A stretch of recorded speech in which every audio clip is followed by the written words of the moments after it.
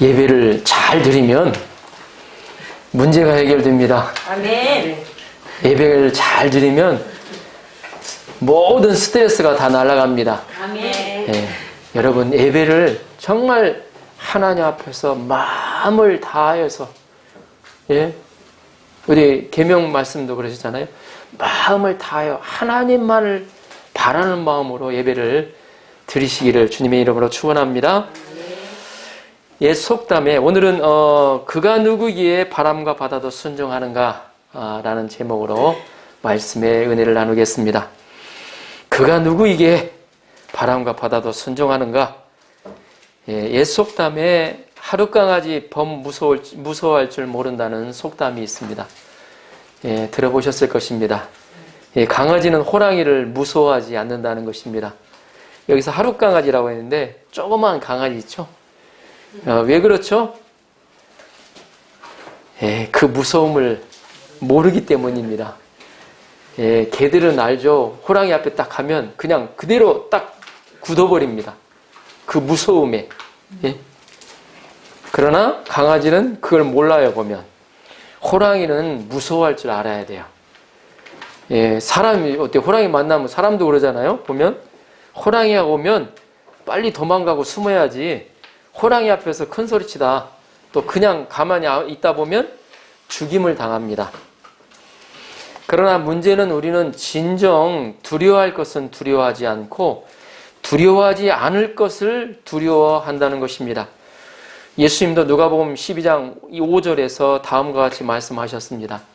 마땅히 두려워할 자를 내가 너희에게 보이리니 곧 죽인 후에 또한 지옥에 던져넣는 권세 있는 그를 두려워하라.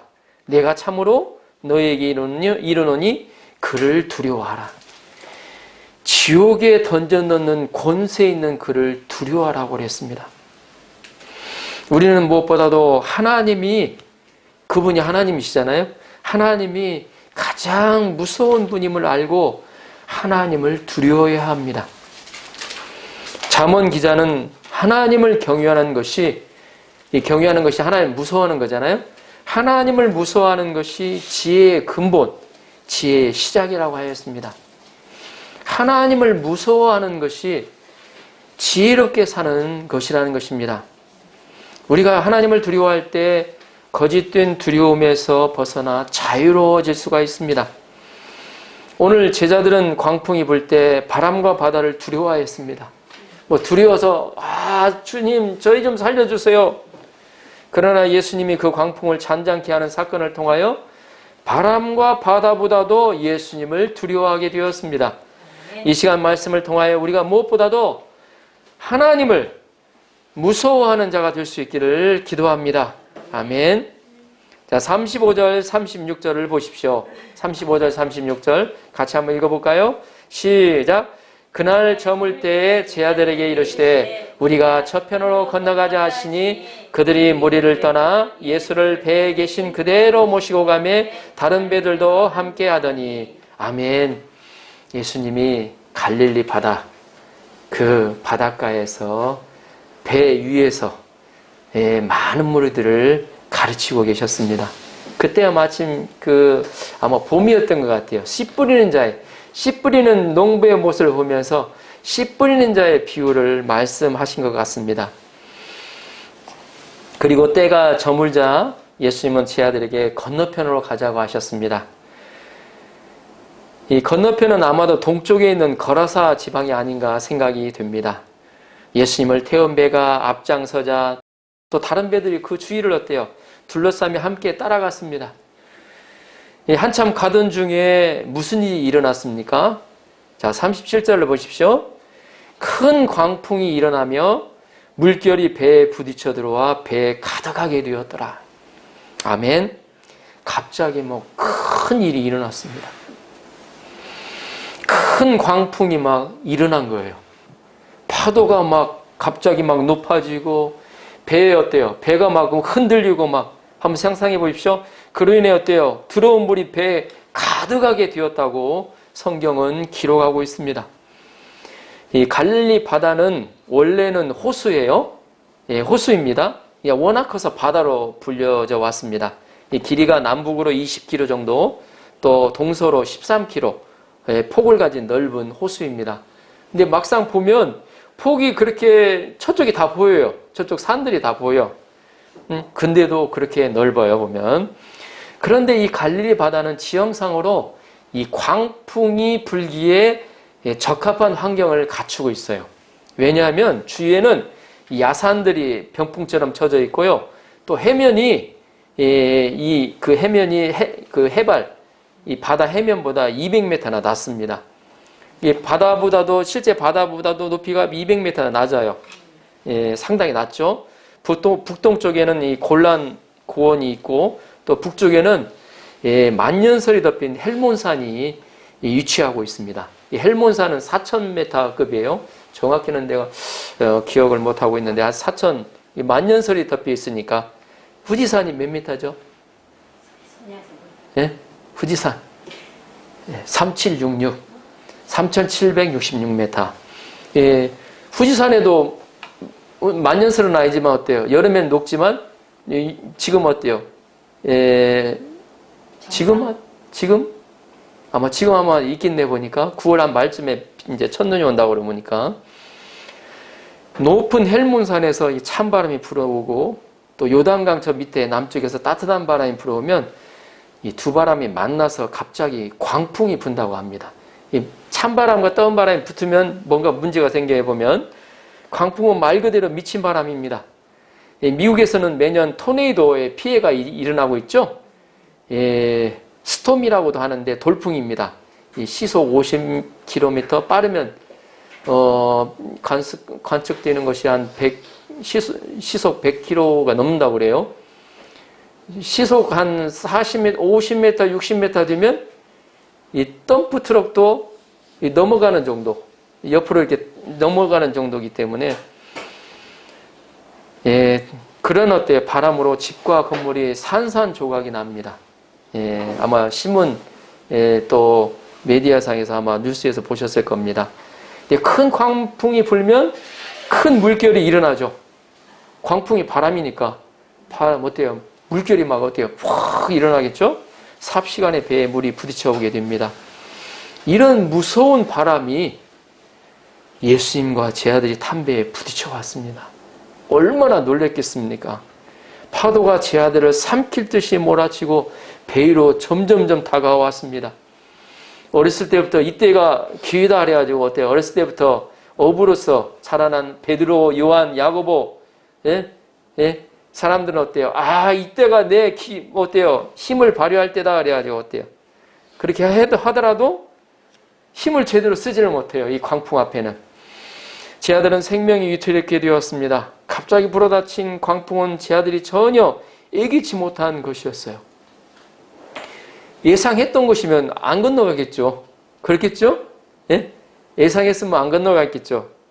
인간의 힘을 어쩔 수 없는 불가항력적인 것이었습니다. 사람의 생명을 빼앗아가는 엄청난 힘을 가진 것이었어요. 광풍은 사납고 파괴적이고 무섭습니다. 제 아들은 큰 광풍으로 목숨을 잃을 위기에 맞았습니다. 이런 가운데 우리 말씀을 통해서 볼 수 있는 것은 우리 인생길에도 이런 광풍이 불 때가 있습니다. 이런 광풍은 예고하고 오는 것이 아니죠. 저번 주 갑자기 여기 지진이 났을 때 저는 좀 일찍 자는 청해갖고 일찍 자고 있었는데 갑자기 5강이라는 지진이 일어나가지고 어떻게 된 일인가 모르고 왜 흔들리는가 깨가지고 여기까지 기어가지고 여기 문을 열은 기억이 있습니다. 보면 예기치 않은 때 온다는 거죠. 그것도 어때요? 내 힘으로 어찌할 수 없는 다가온다는 것입니다. 코로나가 그랬죠. 메르스로 인해 전염병에 대한 위험성은 대두되었지만 이렇게까지 큰 피해가 일어날 것이라고 누가 상상을 했을까요? 아무도 없었을 겁니다. 그것도 21세기 과학과 문명이 발달한 시점이라는 것을 생각할 때 의아해할 수밖에 없습니다. 현재까지 감염자가 몇 명으로 생각이 됩니까? 세계에 현재까지 감염자가 제가 오늘 데이터를 딱 봤는데 2억 4천만 명이 넘습니다. 2억 4천만 명이에요. 일본 인구가 1억 2천만 명이니까 일본 인구의 2배가 감염자가 되었다고 생각하시면 됩니다. 사망자가 490만 명. 490만 명이 넘어져 갔습니다. 500만 명이 넘어 동경 인구의 반절이 사라져 버렸어요. 1년 반 사이에. 우리가 사는 일본에서도 공식적인 감염자는 172만 명이고 그중에 사망자는 18,000명이나 됩니다. 코로나로 인해 많은 실직자가 생겨나고 마스크 생활을 시작으로 많은 생활을 불편을 겪어야 했습니다. 우리에게 있는 광풍은 그뿐만이 아닙니다. 갑작스럽게 질병의 광풍이 불어와 사랑하는 사람이 세상을 떠나기도 합니다. 세계 각곳에서 테러로 인해 많은 사람이 죽기도 합니다. 일본과 같이 지진이 발생하여 많은 재산과 인명피해를 당하기도 하고 IT와 같이 작년에 일어났죠. 지진이 일어나서 수십만의 사람이 죽기도 합니다. 교통사고로 갑작스럽게 불구가 되거나 생명을 잃는 경우도 있습니다. 사랑하는 사람이 어느 날 갑자기 이별을 통보하고 떠나기도 합니다. 이런 일이 어느 날 남의 일이 아니고 나의 일로 다가온다는 것입니다. 이런 광풍이 왜 일어날까요? 우리가 죄를 지어서 하나님께서 회개시키기 위해서 주시는 광풍이 있습니다. 요나의 애가 바로 그런 것입니다. 요나는 원수 나라인 니느웨에 가서 회개의 복음을 전파하라고 하니까 요나가 반항했습니다. 하나님께. 그래서 어디로 갔냐면 니느웨에서 가장 먼 쪽으로 가고자 배를 탔습니다. 근데 배를 타다가 풍랑이 일어나고 결국 큰 고래 뱃속에서 3일을 지내게 되는 고통을 당하게 됩니다. 어떤 때는 나의 죄가 아니라 주위 사람의 죄로 인하여 광풍이 불어올 때도 있습니다. 그런데 때로는 믿음으로 사는 자들도 광풍을 만날 때가 있다는 것입니다. 그 대표적인 예가 욥이죠. 요즘 생명의 삶에 나오죠. 욥은 의로운 사람이었습니다. 하나님께서 욥의 의로움을 인정하고 칭찬할 정도였습니다. 사단은 이런 욥을 시기하여 광풍을 보내고자 했습니다. 하나님은 욥을 신뢰하여 욥에게 광풍을 허용하여 주었습니다. 욥은 큰 부자이고 7남 3녀를 둔 다복한 또 행복한 생활을 보내고 있었습니다. 그런데 욥은 하루아침에 전 재산과 그 10자녀를 다 잃어버렸어요. 그 다음 날에는 발바닥에서 정수리까지 악창이 났습니다. 하나님은 왜 욥에게 이런 광풍을 주셨을까요? 하나님께서 욥을 사랑하여 욥에게 정금과 같은 믿음의 연단을 시키시기 위해서였습니다. 우리의 믿음은 이론으로 생기는 것이 절대 아닙니다. 지식으로 생기는 게 아니에요. 머릿속에 어때요? 그것을 알았다고 해서 믿음이 생기는 게 아닙니다. 용광로 속에서 금이 나오듯이 우리는 광풍의 용광로에서 믿음이 형성됩니다. 하나님은 우리를 사랑하사 우리에게 가장 귀한 믿음을 주시려고 광풍 훈련을 주십니다. 믿음은 무형의 재산입니다. 믿음은 돈보다도 명예보다도 사람보다도 귀합니다. 이 돈이나 명예나 사람은 풀과 같고 풀의 꽃과 같이 일시적인 것이라는 것입니다. 영원하지가 않아요. 그러나 믿음은 영원합니다.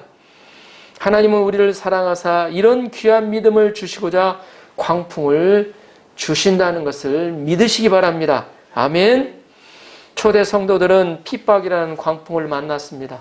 그들은 예수님을 믿고 나서 예루살렘이 어때요? 핍박이 일어나자 많은 사람들이 어때요? 자기 고향을 떠나서 어때요? 타향으로 다 가게 됐어요. 어쩔 수 없이. 그랬을 때 그들이 어떻게 했습니까? 얼마나 타향살이에 그런 어때 서름 가운데 살았겠습니까? 그러나 사도 베드로는 그들이 당하는 시련이 금보다 귀한 믿음의 연단을 가져오므로 크게 기뻐하라고 권면하고 있습니다. 하나님은 사랑하는 자에게 가장 귀한 믿음을 주시기 위해서 시련을 주십니다. 그런데 이런 광풍 가운데서도 예수님은 어떻게 하고 계셨습니까? 자, 38절을 보십시오. 38절 같이 한번 읽어볼까요?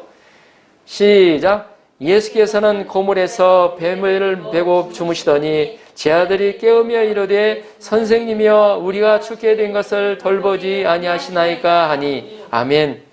광풍이 불고 있는데 배가 막 이렇게 출렁출렁 하고 있는데 예수님이 어때요? 배도 앞도 아니고 뒷부분에서 베개를 베고 주무시고 계셨어요. 예수님이 어때요? 예, 창조주로서 마음의 평안을 누리고 주무시고 있었던 것입니다. 아마 예수님이 힘에 지나도 역사를 섬기느라 피곤했던 것 같습니다. 많은 병자를 고치시고 귀신 쫓아내시고 또 하루 종일 말씀을 가르치시나 피곤하셨던 것 같습니다. 예수님은 오히려 어때요? 광풍을 자장가 삼아서 잠을 주무시고 계셨는지도 모르겠습니다. 잠은 마음이 평안할 때 오는 겁니다. 마음이 평안하지 않으면 잠이 안 와요. 예수님은 광풍 중에서도 마음이 평안하셨습니다. 잠은 하나님을 사랑하는 자가 받는 선물입니다. 여호와께서는 사랑하시는 자에게 잠을 주십니다. 잠을 잘 자시는 분들은 하나님이 사랑하시는 분입니다. 예? 아멘입니까? 잠을 못 자는 사람들은 좀 예수님의 사랑을 좀 받아야 된다는 것이죠. 우리가 달리 생각해 보면 이렇게 광풍이 불고 물결이 덮칠 때 예수님이 모르고 계셨을 리가 없을 것이라는 생각이 듭니다. 예수님 모르고 계셨을까요? 그냥 잔 척하고 계셨지 않았을까 하는 생각이 듭니다. 예수님은 제 아들의 믿음을 테스트해 보기 위해서 지켜보고 계셨을 것입니다. 그 전에도 예수님이 어때요? 그 전에 어때요? 광풍이 올 것이라는 걸 벌써 아셨어요. 아셨을 거예요. 근데 일부러 저쪽으로 가자, 저쪽 편으로 가자고 하신 거죠, 보면. 예수님은 때로 우리의 믿음을 키워주기 위해서 광풍 중에서 우리에게 무관심한 것처럼 보일 때가 있습니다. 때로는 우리의 믿음을 키우기 위해서 광풍 안으로 우리를 몰아가시는 경우도 있다는 것입니다. 우리는 때로 물질 문제로 또 가정 문제로 때로는 직장 문제로 때로는 건강 문제로 괴로워할 때가 있습니다. 그런데 하나님은 아무리 기도해도 아무 말씀도 없으실 때가 있습니다. 예수님 잠을 주무시고 계시는 것 같아. 이때도 하나님은 우리를 지켜보신다는 것을 믿으셔야 합니다. 아멘. 하나님께서 우리에게 인내와 믿음을 주시기 위해서 기다리시는 것입니다. 하나님은 현실 문제 해결보다도 더 귀한 믿음을 우리에게 주시기를 원하십니다. 자기 자신을 우리에게 주시기를 원하신다는 거죠. 문제 해결보다. 이스라엘을 지키시는 하나님은 졸지도 주무시지도 않으십니다. 제자들은 예수님을 깨우며 기도했습니다. 너무너무 다급한 거예요, 보면. 죽게 생긴 거예요. 그래서 선생님이여, 우리의 죽게 된 것을 돌아보지 아니하시나이까? 예수님께 그렇게 하소연하며 예수님을 막 깨우기 시작했어요. 어찌 보면 이들의 기도입니다. 이들의 기도 속에는 어때요? 무심한 예수님께 대한 원망이 담겨 있어요. 예수님 도와주세요! 뭐 그런 정도가 아니라 우리 죽게 된 걸 돌아보지 않으십니까? 뭔가 원망하는 마음이 안에 들어 있습니다. 예수님은 자신들의 문제를 돌볼 수 있는 능력이 없어서 주무시는가 원망하는 거예요, 보면. 예, 아니면 자신들을 사랑하지 않고 그냥 내버려 두시는가 하는 원망입니다. 우리가 기도를 하다가도 응답이 안 오고 그냥 가만히 조용하면 어때요? 예? 하나님은 어때요? 우리 사랑하지 않는 것 같은, 예수님이 나를 사랑하지 않는 것. 그렇게 생각하기 쉽습니다. 예, 어찌면 그런 생각을 가질 수도 있죠. 예, 우리를 왜 버리두냐고 탄식하죠? 그들의 내면은 벌써 마음에 두려움이 임했습니다. 두려움이 임하자 불평불만이 쏟아져 나왔습니다. 서운함이 있었어요. 제 아들은 우리가 주님을 위해서 본토, 친척, 아버지 집도 떠나고 주님을 위해서 온 인생을 드리고 있는데, 따라가고 있는데 그렇게 우리에게 그렇게 하실 수 있습니까? 하며 예수님께 따지는 마음이 있습니다. 우리도 평소 가까운 사람이 내 어려울 때, 위기의 때에 도와주지 않으면 그렇게 서운할 수가 없잖아요, 보면. 그러나 제 아들이 원망하는 데는 많은 문제가 있습니다. 예? 제 아들 주위에는 여러 배가 따라오고 있었다고 했잖아요, 좀 전에. 그들은 예수님과 한 배에 타고 있었잖아요. 제자들, 그들은 어때? 예수님과 한 배에 타고 있었잖아요. 그들이 죽으면 다른 배들도 침몰하고 예수님도 함께 죽습니다. 그들은 무리들이 죽는 것이나 예수님이 죽는 것은 생각지 않고 자기들 죽는 것만 생각했다는 거예요. 보면 그들은 예수님과 공동 운명체입니다. 예수님이 안전하면 그들도 안전한 거예요. 예수님이 주무시면 그들도 함께 옆에서 잠을 자도 되는 것입니다. 예수님은 제자들과 함께 고난을 당하고 계시는 것입니다. 예수님은 우리의 마음속에 들어와 계십니다. 우리와 영원토록 함께하여 주십니다. 우리는 예수님이 우리와 함께 하심으로 두려워할 필요가 없습니다. 우리는 예수님 안에서 하나님이 우리를 돌보시는 것을 절대적으로 신뢰해야 합니다. 한편으로 보면 이렇게나마 제자들이 예수님께 기도한 것은 잘한 것이라고 생각이 됩니다. 그러잖아요? 우리는 원망의 마음이든 절망의 마음이든 그 마음으로 세상을 향하여 나아가서는 안 돼요. 어떻게 해야 된다요? 그 마음으로 어때요? 예수님께 나가야 된다는 거예요. 세상 사람들은 어때요? 절망이 때 어때요? 술을 마시고 자기 어때요? 절망을 뭔가 이렇게 나는 뭐 그렇게 마시잖아요. 보면 모든 것을 잊기 위해서 어때요? 수면제를 먹고 자는 사람도 있고 또 마약을 하는 사람도 있습니다. 그러나 우리는 위기의 때에 예수님께 나가야 되는 님을 믿습니다. 간절한 마음으로 예수님께 나가서 부르짖어 기도해야 됩니다. 주님, 좀 원망 섞인 소리라 왜 응답해 주시지 않으십니까? 그런 말이라도 주님 앞에 나아가야 합니다. 그러면 예수님 우리의 기도를 응답해 주십니다. 39절을 보십시오. 39절 네, 같이 한번 읽어볼까요? 같이 한번 시작. 예수께서 깨어 바람을 꾸짖으시며 바다더러 이르시되 잠잠하라 고요하라 하시니 바람이 그치고 아주 잔잔하여지더라. 예수님께서 깨어나셔서 바람을 꾸짖으셨다고 했습니다. 광풍을 꾸짖으셨습니다. 그리고 바다더러 갈릴리 바다더러 때 이르시되 잠잠하라 고요하라 그렇게 말씀하셨습니다. 예수님은 제자들이 부르짖는 소리에 깨어나셨습니다. 예수님은 우리의 작은 신음소리도 들어주시는 하나님이십니다. 예수님은 일어나셔서 바다와 바람을 꾸짖으셨습니다. 예수님은 지금까지 어때요? 귀신을 꾸짖으시면 귀신이 나갔어요. 6,000마리의 떼귀신도 예수님의 한 말씀으로 쫓아나갔습니다. 그리고 시몬의 장모의 열병을 꾸짖자 장모의 열병이 나가버렸어요. 예수님의 말씀은 권세가 있었습니다. 그 예수님께서 어때요? 이제는 어때요? 바다에 명령하십니다. 잠잠하라, 고요하라. 그러자 어떻게 되었습니까? 그 막 거세게 바람치던 어때요? 그 바람이 어때요?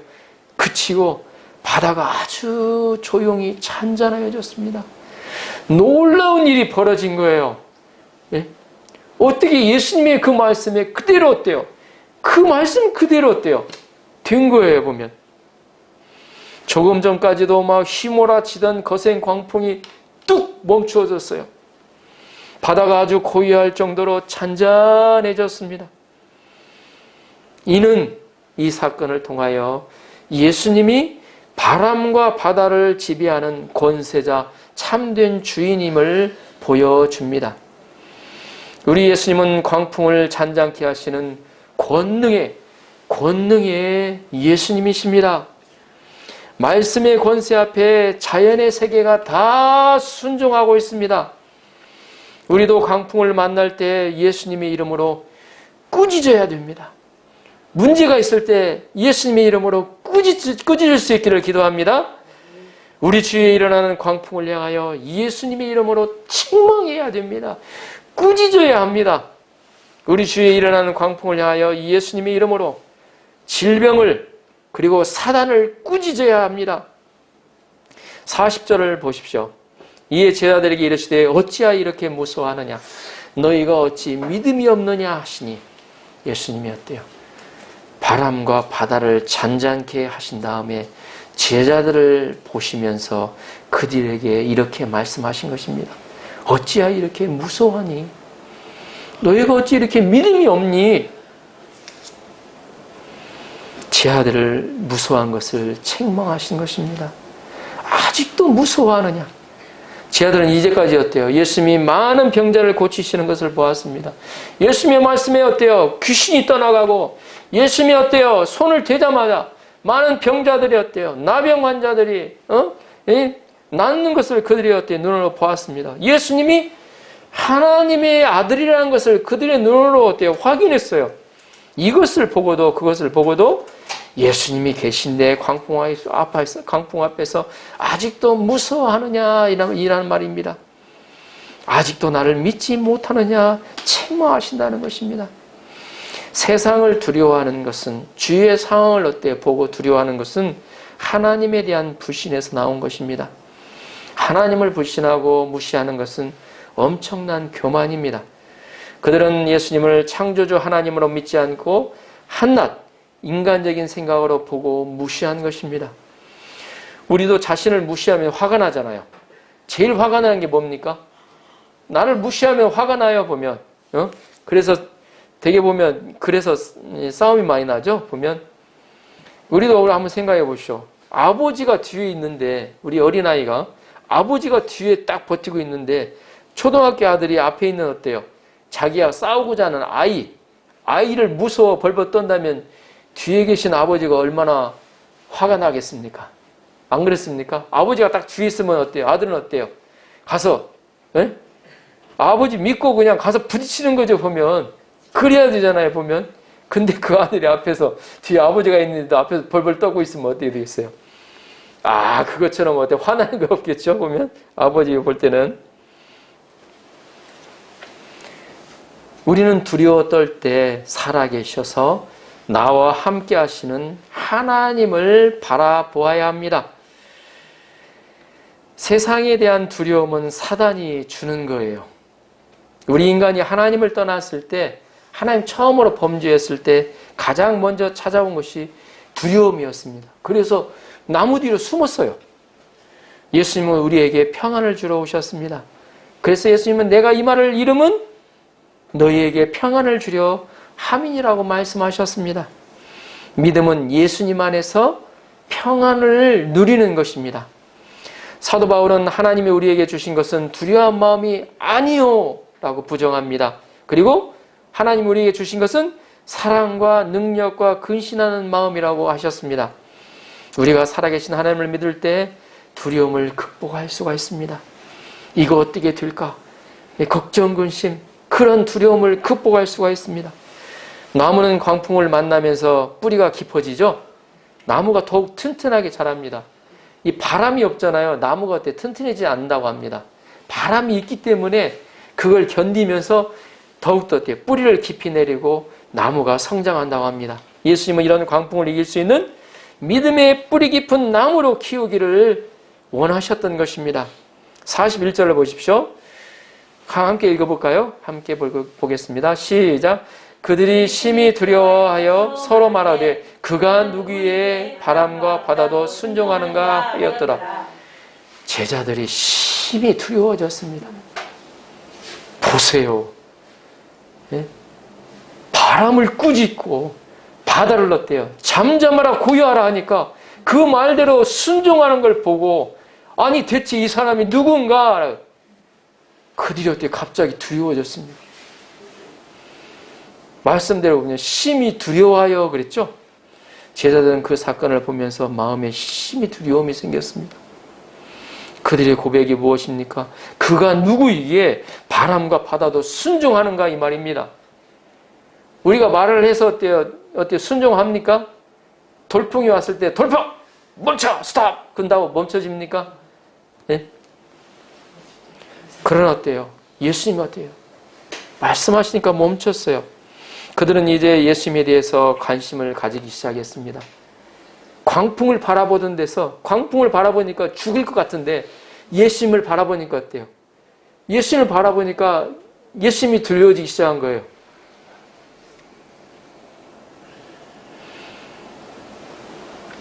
예수님을 창조주 하나님이요 살아계신 하나님의 아들로 알게 되었습니다. 우리는 여기서 제 아들이 현실의 문제 해결에 급급해하지 않고 예수님을 배웠다는 것을 알 수가 있습니다. 이것이 믿음의 성장이에요. 광풍을 통해서 예수님을 바라보기 시작한 것이 그대의 믿음의 성장이라는 겁니다. 광풍을 통해서 광풍 자체를 바라보는 사람은, 문제를 통해서 문제 자체를 바라본 사람은 예수님을 믿을 수가 없어요. 믿음도 성장하지 않습니다. 그러나 광풍을 통해서 나에게 어때 절박한 그 문제 가운데, 광풍 가운데서 예수님을 바라보고 그 문제가 해결되었을 때는, 아, 이 가운데서 예수님은 역사하시는 분이시구나 체험을 하고 믿음이 성장하게 됩니다. 우리는 어떤 사건을 통해서도 예수님을 배워야 합니다. 결론적으로 제 아들은 처음에 광풍을 두려워하였습니다. 죽을 것 같아서. 그러나 이제는 광풍을 잠잠케 하신 예수님을 심히 두려워하게 되었습니다. 그들은 예수님이 하나님이라는 사실에 심히 두려워하였습니다. 예수님은 천지를 창조하시고 모든 만물을 움직이시는 분이십니다. 예수님은 말씀으로 바람과 바다를 주관하시는 분이십니다. 예수님은 한마디 말씀으로 온 세계를 지배하시는 권세자가 되십니다. 우리는 심히 두려우신 예수님을 알아야 합니다. 하나님을 두려워해야 합니다. 우리는 세상을 두려워하지 말고 하나님을 두려워해야 합니다. 하나님을 심히 두려워해야 합니다. 우리의 생사화복을 주관하시는 분이 누구입니까? 우리를 복주시는 분이 누구입니까? 우리를 심판하시는 분이 누구십니까? 우리는 이 하나님을 두려워하고 하나님을 높여야 합니다.